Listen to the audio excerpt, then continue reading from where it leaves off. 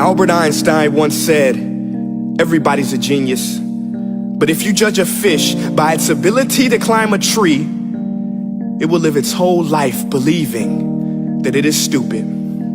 Ladies and gentlemen of the jury, today on trial we have modern day schooling. Glad you could come. Not only does he make fish climb trees, but also makes them climb down and do a 10-mile run. Tell me, school, are you proud of the things you've done? Turning millions of people into robots, do you find that fun? Do you realize how many kids relate to that fish swimming upstream in class, never finding their gifts, thinking they are stupid, believing they are useless? Well, the time has come, no more excuses. I call school to the stand and accuse him of killing creativity, individuality, and being intellectually abusive. He's an ancient institution that has outlived his usage. So, Your Honor, this concludes my opening statement, and if I may present the evidence of my case, I will prove it. Proceed. Exhibit A. Here's a modern day phone. Recognize it? Here's a phone from 150 years ago. Big difference, right? Stay with me. Here's a car from today, and here's a car from 150 years ago. Big difference, right? Well, get this. Here's a classroom of today, and here's a class we used 150 years ago. Now ain't that a shame? In literally more than a century, nothing has changed. Yet you claim to prepare students for the future? But with evidence like that, I must ask, do you prepare students for the future or the past? I did a background check on you and let the record show that you were made to train people to work in factories, which explains why you put students in straight rows, nice and neat, tell them sit still, raise your hand if you want to speak, give them a short break to eat, and for 8 hours a day, tell them what to think. Oh, and make them compete to get an A letter which determines product quality, hence grade A of meat. I get it. Back then, times were different. We all have a past. I myself am no Gandhi. But today, we don't need to make robot zombies. The world has progressed. And now we need people who think creatively, innovatively, critically, independently, with the ability to connect. See, every scientist will tell you that no two brains are the same. And every parent with 2 or more children will confirm that claim. So please explain why you treat students like cookie cutter frames or snapback hats, giving them this one-size-fits-all crap. Watch your language. Sorry, Your Honor, but if a doctor prescribed the exact same medicine to all of his patients, the results will be tragic. So many people would get sick, yet when it comes to school, this is exactly what happens. This educational malpractice, where one teacher stands in front of 20 kids, each one having different strengths, different needs, different gifts, different dreams, and you teach the same thing the same way? That's horrific. Ladies and gentlemen, the defendant should not be acquitted. This may be one of the worst criminal offenses ever to be committed. And let's mention the way you treat your employees. Objection. Overruled. I want to hear this. It's a shame. I mean, teachers have the most important job on the planet, yet they're underpaid?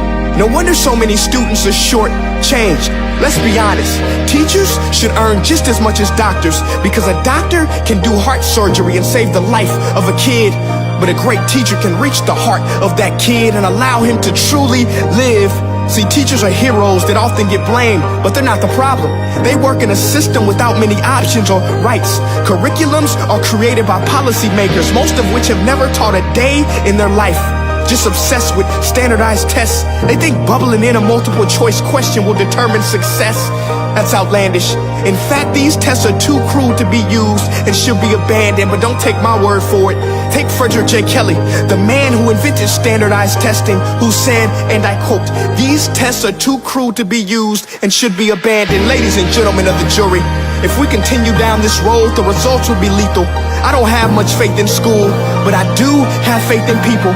And if we can customize healthcare, cars, and Facebook pages, then it is our duty to do the same for education, to upgrade it, change it, do away with school spirit, because that's useless.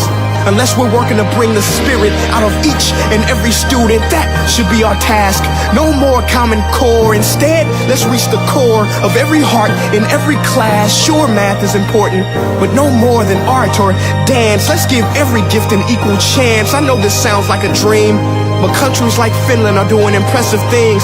They have shorter school days, teachers make a decent wage, homework is non-existent, and they focus on collaboration instead of competition. But here's the kicker, boys and girls. Their educational system outperforms every other country in the world. Other places like Singapore are succeeding rapidly. Schools like Montessori, programs like Khan Academy, there is no single solution. But let's get moving, because while students may be 20% of our population, they are 100% of our future. So let's attend to their dreams, and there's no telling what we can achieve. This is a world in which I believe, a world where fish are no longer forced to climb trees. I rest my case.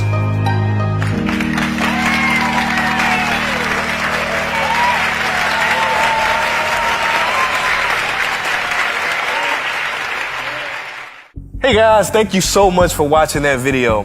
Now, if you haven't joined the family yet, this is what I want you to do. I want you to click like on this page and click see first so that you never miss a beat. Now, for more insider information, offers, and just special challenges, go to my website at princeea.com and sign up for my personal email list.